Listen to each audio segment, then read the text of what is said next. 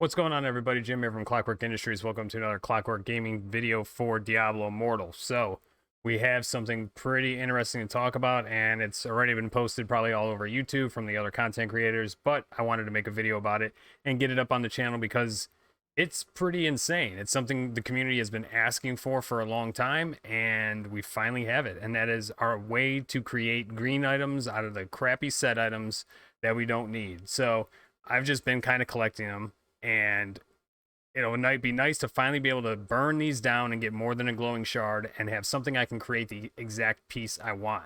So we're going to go ahead and we're going to dive into these patch notes and take a look and see what it says and kind of figure out what we might be able to expect here in 7 hours when the server merger comes through. So we're also going to have the server merge and all that kind of stuff. So we'll take a look at these patch notes really quick, and then I'll do another video tomorrow once everything goes through. I'm going to have a long stream tomorrow morning. My Twitch channel, you can get the link down in the description there.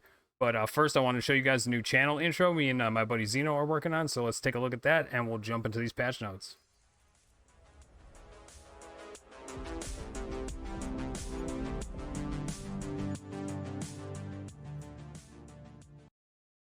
I think that looks pretty slick so far, man.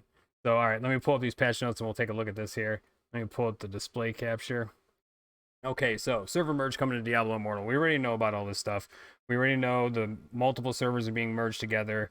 We have some Asia servers, South America servers, 2 North America servers. We're here on Plains of Despair, Town Portal, and Wirt and Hadriel are all coming together. I'm on Town Portal, as most of you already know, and this is all going to be very interesting. So we've known about this for over a week now. This was kind of teased in the last update, and then in the last update they put the 2-week notice up. So everybody's known about this for quite a while, and we've known about a bunch of the information for it. But well, we'll get to it in a second. So we got another event, pretty much standard for most of these updates, giving us a couple events a month to collect some materials. It's good to see this Telluric Pearl in here though. Hopefully we start seeing more of these. So we can craft our own legendary gems. I made a video about that. You can go check that one out. If I can, I'll try to put a card up in the corner there for a link to that one.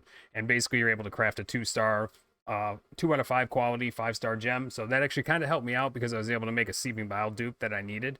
But yeah, so looks like we're gonna get a pearl, a crest, pretty similar to all the other ones we've been doing. But oh, and we have another cosmetic. So this is interesting, and I had a kind of a theory about this, that this might tie into some sort of underwater realm that's going to be coming up with the fishing, and I don't know, we have a serpent, and I don't know, what is it called here?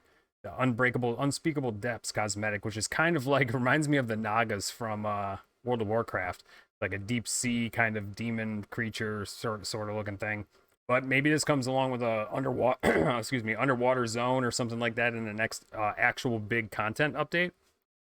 But you think, oh wow, that's not much of an update. You know, we've got a lot going on. We need a lot of content. We're kind of starving for content in the end game of this game right now. And then they dropped this one on us that nobody was expecting. So I have a couple theories about this as well, but feature updates. So we have some time changes and so on, like they're changing assembly time. This is kind of cool though. They are changing the Wrathborn invasion to do twice a day now. So, and it's also not exactly at noon, which sets it apart from some of the other noon events. So that is kind of cool. And then people who are at work at noon will get to experience it again at 9 o'clock at night. So I do like that they added a second time to that and changed the time a little bit there. But this is the big thing here. You can now craft specific set items at Charcy's Forge in Westmarch using a new resource, the Fabled Wisp. These can be acquired by salvaging set items. And right here, this is it. We've been listening to a deluge of feedback regarding players having a hard time finding specific set items. It is our belief that adding the ability to craft specific set items will provide a path for players to reliably complete their sets. Man, this was one of my ideas right off the jump. Like I remember saying this in JT's stream like months ago, that there should be a way to turn these into essences and then be able to craft them. So I want to know, Blizzard, if you were listening to me, because this is exactly what I was talking about. So there's another cool thing coming up with legendary gems as well, but I want to focus on the set items for right now. So here's another thing. So there's not a whole lot of information there, but if you go over to the Chinese patch notes, and I've translated them over to English with Google Translate, and it says, "Dear adventurer, it's an honor to meet you in the world of Diablo Immortal. Are you enjoying your adventures during this time?" Oh no, I'm sorry. Let me scroll down a little. New feature, set building.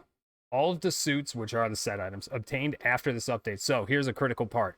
The set items you currently have cannot be burned into these new essences. This is one of the key things that made me think it was a big project to be able to change the code to turn the old items and be able to burn them into a different essence. Another thing that popped up is that this was potentially something that they threw in and were not planning to do. So it would have been something they wanted to do quickly, and to go back and change all the code to be able to turn your old greens into a new essence probably would have been a monumental task to get done in a short period of time, because this was something that was not available in the data mining information. So I reached out to my buddy Mount Ariat, who does the data mining and data collection, going through the source files and whatever's available for him to find information about upcoming events and patches and everything like that.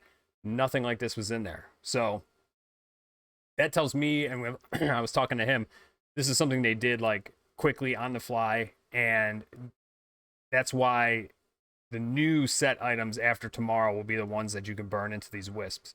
So unfortunately, if you've been farming already and you have a ton of them saved up, you're not going to be able to use them for this for this purpose. You'll still be able to get your glowing shards, but that's about it. So here's another interesting thing about it.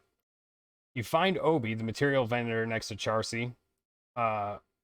He can help you change low difficulty essences for higher difficulty essences with a new material. So you can get a material from the sky that can help you turn your Hell 2 greens essences into Hell 4 or Hell 5 or whatever. So this could potentially give people a avenue for upgrading their Hell 4 greens into some Hell 5 pieces to help them get the CR to boost them into the next level. That's a big struggle for people right now who are far behind the server paragon and just starting the game. You got a good experience boost and you can keep cranking through the levels, but to get to that next Hell tier, you know, they're going deep into the paragon of the previous Hell tier. So they're in Hell 1 for way longer than they should be to get to Hell 2, just to find the gear to upgrade, because the experience is coming up so fast. That 400% experience, you're flying through paragon levels. So, yeah, finally, I would like to emphasize that only after this maintenance update, the newly dropped suits can be decomposed into essence for the crafting. So basically saying, the greens after today are the only one, or after this patch are the only ones that can be turned into this new fabled wisp. Suits are the core pursuits of the game. I hope that the set creation function can help you get your favorite sets and experience your favorite fighting style in order to give you a better gaming experience. We've been asking for this for a while. I mean, the green drop rate is pretty abysmal. What I would like to see is, I get it. It's Diablo. It's a grind. But how about we actually boost the boosted dungeons a little bit more? So we get people into those dungeons that are boosted. They focus on that. They can farm any green they want now. And it'll keep people wanting to farm the 2 new boosted dungeons every week. It'll get more people running the same dungeons, which means more groups for everybody. And I think that would be a good way to go. So let's knock it up like 5-10%. Come on, a little bit at least. You know, I'd like to see a green like 1 every 3 runs. Like, would be really nice. 1 every 3-4 at the max, but going 12 runs even on a boosted dungeon without a green, it's pretty terrible. So it makes it rough and it makes it not fun. It's way more fun to see those greens drop than it is to not see them drop for 12 runs. It doesn't even make, you don't even get to enjoy the green you finally get, because you feel like that's deserved already at that point. It's not like, oh, I finally got one. It's, no, you owed me that, and you still owe me like 4 more, and you're bitter about it. It's not fun anymore. It really, and that's the same. Every single person grinding these dungeons feels the same way, except for maybe a few people. But the majority of the people I talk to on my stream and just in the community and the different discords, everybody feels the same way. You don't want to go 12 dungeons without a green because it's a 1 in 6 that it's even the one you want, which that part is somewhat solved here, but it's still, you just want 12 dungeons for 1 that might not even be what you want. You're going to burn it into an essence, and then you're going to have to farm out who knows how many more just to get one. Then it might roll like crap and be worthless, and then all that effort was still for nothing. So there's a lot of like energy dumps that are not rewarding in this game, and dungeons were a big part of that. So hopefully we can get the boosted dungeons to maybe be a little bit higher drop rate, and you know, it's a lot of fun to see those greens drop. And running those dungeons and seeing them often, you're going to keep running them. You know, you get burnt out after 10. You'll go for 40 dungeons, no problem, if you're seeing a green every few dungeons. I had a really good streak of luck one day in the Cavern of Echoes, and I was like, oh my god, if this game was like this all the time, I would never leave the dungeons. I would run them nonstop. So that's my suggestion. And it's echoed through my Twitch chat and the other ones I've been in, Discord servers. Everybody has a pretty common thread that we need to see a boosted green drop rates, and that would be perfect to go along with this because we'll find everybody's out to farm the triple socket. They're not there to get just a random green and put their set together.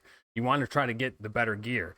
We're still going to farm out those exceptionals. We also want to be able to farm out the magic items that we want. So like, we're not gonna, if we do have better drop rates, we're not just going to get the triple and stop. We're going to go for the one that actually has the magic we want, the sockets we want. It's about like maximizing in that way. We're not just going to just say, oh, we finally got the sets so we don't feel like running anymore. No, now we can actually farm out the beneficial builds that could be fun to play. So we're looking for different magics. We're looking for knockback resistance or whatever we want. We actually might even have a potential to farm those specifics rather than just taking what we can get and running with it. You know what I mean? So that's just something that I've thought, and I've had a lot of people who agree. But this is amazing. I'm really happy that they've added this into the game, this whole crafting system. I really, really think this is a good step in the right direction. So I'm not going to complain too much, even though I just went on a little rant. This is a really awesome move, and it's a direct correlation of them listening to the community and making a change and doing one on the fly. From what I've gathered, this is something that they heard our feedback and they squeezed it into the game. So, and they've done this quite a bit. Now, of course, everybody wants to see more. This is a multinational, multi-million dollar company. They've made $300 million.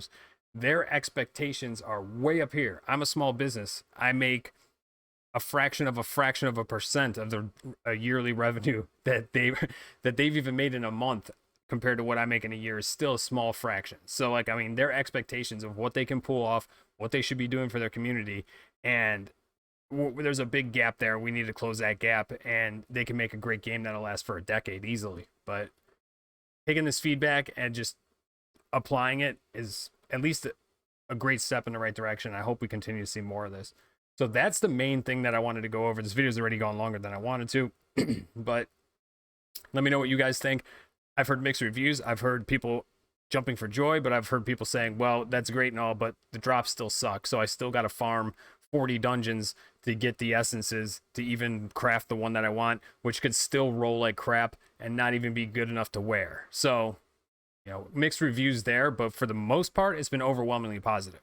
Most people have had a good feedback about this. So I'm excited to see how it goes down. What we're going to do tomorrow is farm up some greens during my live stream. The link will be down in the description. We'll get some greens. We'll burn them. We'll try to craft a new one. Hopefully it's not like 50 greens. Hopefully we're talking like 5. You know what I mean? If it's like 50 or something, we better see a boosted drop rate overall in all the dungeons and for the boosted one. But I am happy that we got this. Now, here's one other thing I want to touch on really quick because this is interesting, and I will make a video on this too because I just found 2 Phoenix Ashes, and I think what I'm going to try to do is rank them up and try to sell them on the market. It might be a risk, but I don't use Phoenix Ash, and I could use the Platinum to get my Blood-Soaked Jade and Seeping Bile up to rank 5, 4, or 5. So, there are two types of gem fragments, bound and unbound. Neither of these gem fragments can be sold in the market, but unbound gem fragments allow a legendary gem to be upgraded without making it bound. So you can keep upgrading a legendary gem without using it, equipping it, and it can still be sold on the market. Upgraded legendary gems can now be sold in the grand market. To be eligible, the legendary gem must never have equipped it on the character or used bound gem fragments or bound gems to rank it up.